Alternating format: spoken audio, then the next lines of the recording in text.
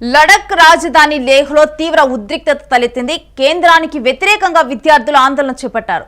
లడక్కు రాష్ట్ర హోదా ఇవ్వాలి అంటూ కూడా డిమాండ్ చేశారు. బీజేపీ కార్యాలయంపై ఆందోళనకారులు ఈ మేరకు కూడా దాడి చేశారు. సిఆర్పీఎఫ్ వాహనాలకు నిప్పు పెట్టారు ఆందోళనకారులు. ఇక చర్చల పేరుతో కేంద్రం కాలయాపన చేస్తోందని కూడా ఆరోపించారు. 15 రోజులుగా లద్దాఖ్లో నిరాహార దీక్ష చేస్తున్న సోనం వాంగ్చుక్ కూడా ఈ మేరకు కూడా ఆమె ప్రత్యేక స్టేట్ ఇవ్వాలి లద్దాఖ్ అంటూ కూడా 15 రోజుల నుంచి కూడా ఆమె నిరాహార దీక్ష చేస్తూ ఉన్నారు. అయితే వాంగ్చుక్ చెప్పింది ఏంటంటే ప్రశాంతంగా కూడా ప్రత్యేక రాష్ట్రాన్ని సాధించుకుందామని చెప్పి వాంగ్చుక్ చెప్పారు.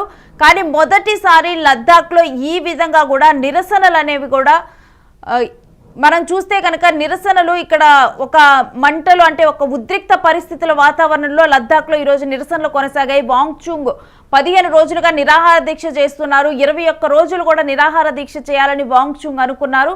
అయితే ఇప్పుడు ఈ ఏదైతే తను ప్రశాంతంగా సాధించుకుందామన్నది ఇప్పుడు కాస్త ఒక తీవ్ర ఉద్రిక్తతల నడుమ అవుతుంది. లద్దాఖ్లోనైతే ఉద్రిక్త పరిస్థితులు తలెత్తే ఈ మేరకు కూడా విద్యార్థులు ఆందోళనలు చేస్తూ ఉన్నారు. అయితే లద్దాఖ్లో ఆందోళనలతోనైతే ఈ విజువల్స్ అన్నీ కూడా వైరల్ అవుతూ ఉన్నాయి. ప్రత్యేక రాష్ట్రం కావాలంటూ లద్దాఖ్ ముఖ్యంగా కూడా ఇటువంటి కొన్ని డిమాండ్స్ పెడుతోంది లద్దాఖ్. మనం చూస్తూ ఉన్నాం కదా విద్యార్థులు ఏ విధంగా కూడా బీజేపీ ఆఫీస్ మీద దాడి చేస్తున్నారు అనేది అక్కడ ఉన్నటువంటి రాళ్లను తీసుకొని ఆ బీజేపీ ఆఫీస్ మీద వేస్తూ కూడా ఇప్పుడు దాడి చేసిన ఘటనలు చోటు చేసుకున్నాయి. ఒక్కసారిగా కూడా లద్దాఖ్ మొత్తం కూడా తీవ్ర ఆందోళనల మధ్య నిండిపోయింది. అయితే లద్దాఖ్లో జరుగుతున్న ఆందోళనలు ప్రధానంగా కూడా రాష్ట్ర స్థాయి మరియు భారత రాజ్యాంగంలోని ఆర్థిక అనుసూచి అమలుకు సంబంధించినవి.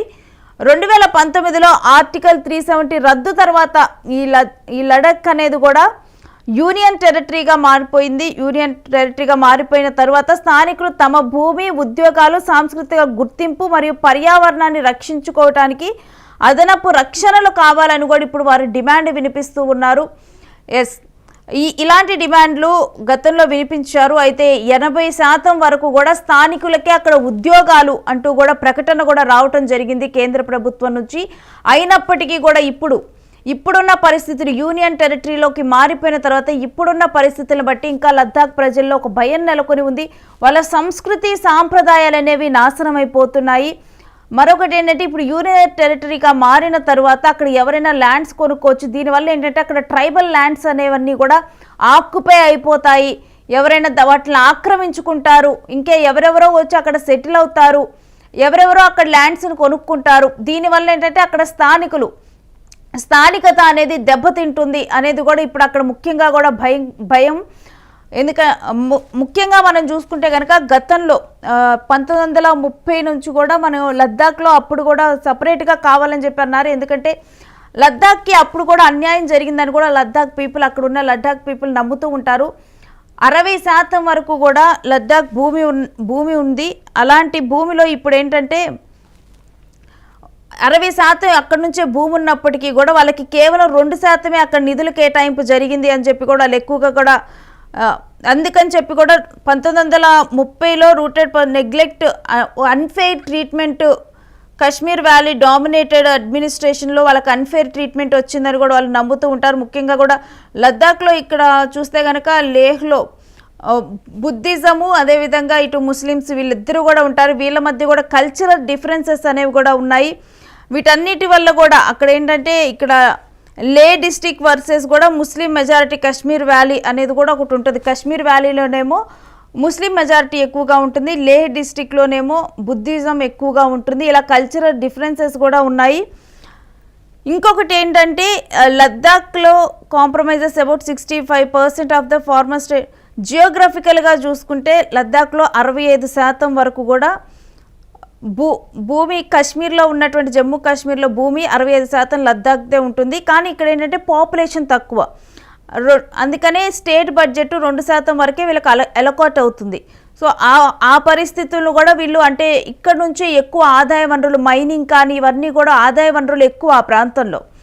ఇక్కడ నుంచి ఆదాయం ఎక్కువగా వస్తుంది. 65% ఆఫ్ ఆదాయం ఇక్కడ నుంచే వస్తుంది. అలాంటిది 2% మాత్రమే మాకు స్టేట్ ఎలగెన్సెస్ అనేవి ఉన్నాయని చెప్పి కూడా అంటే వాళ్ళ స్టేట్ మొత్తం మీద కంపేర్ చేస్తే ఆ ప్రాంతానికి 2% ఎలకేషన్ ఉందని చెప్పి కూడా వాళ్ళు చెప్తారు.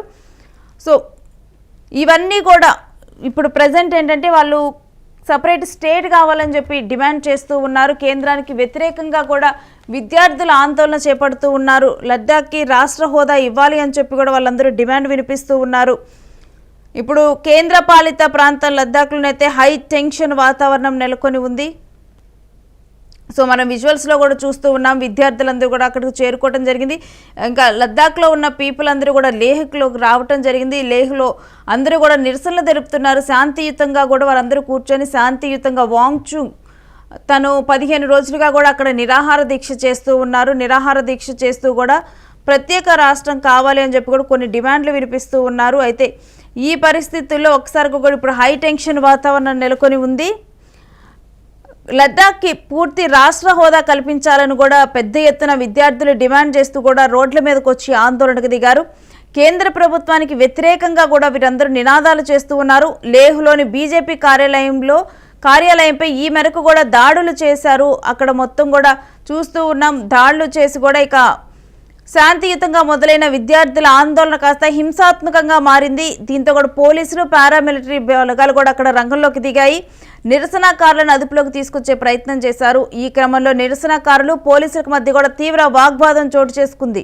దీంతో అక్కడ ఉద్రిక్త వాతావరణం కొనసాగుతూ ఉంది. అప్రమత్తమైన పోలీసులు బలగాలు లేహ్లో భద్రతను కట్టుదిట్టం చేశారు. ఆందోళనకారులను అదుపులోకి తీసుకున్నారు. అయినప్పటికీ కూడా నిరసనకారులు అసలు వెనక్కి తగ్గలేదు. లడఖ్కి పూర్తి రాష్ట్ర హోదా ఇవ్వాల్సిందే అంటూ కూడా వారందరూ పెద్ద ఎత్తున నినాదాలు చేశారు.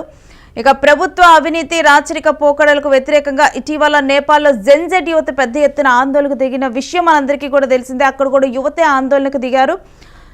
దెబ్బకు నేపాల్లో ప్రభుత్వం పీఠాలు కదిలాయి. కేపీ శర్మ ఒలి ప్రభుత్వం గద్దె దిగాల్సి వచ్చింది. ఇక ఈ క్రమంలో లడఖ్లో కూడా విద్యార్థులు యువత ఆందోళనకు దిగటం మనం గమనించాల్సిన అంశం. ఇప్పుడు లద్దాఖ్లో జరిగే పరిణామాలని అంటే అక్కడ నేపాల్లో జరిగినటువంటి పరిణామాలతో పోలుస్తూ ఉన్నారు. ఎందుకంటే అక్కడ కూడా విద్యార్థులే ఉద్యమించారు, ఇక్కడ కూడా విద్యార్థులే ఉద్యమించారు.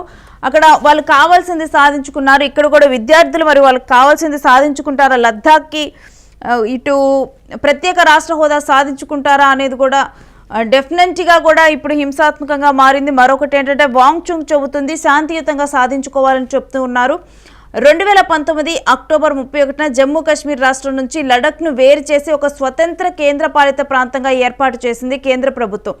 ఈ క్రమంలోనే లడఖ్కు మళ్ళీ రాష్ట్ర హోదా ఇవ్వాలంటూ కూడా డిమాండ్ చేస్తూ ఉన్నారు. యువత ఈ మేరకు ఆందోళనకు దిగటం అయితే జరిగింది. ఇక్కడ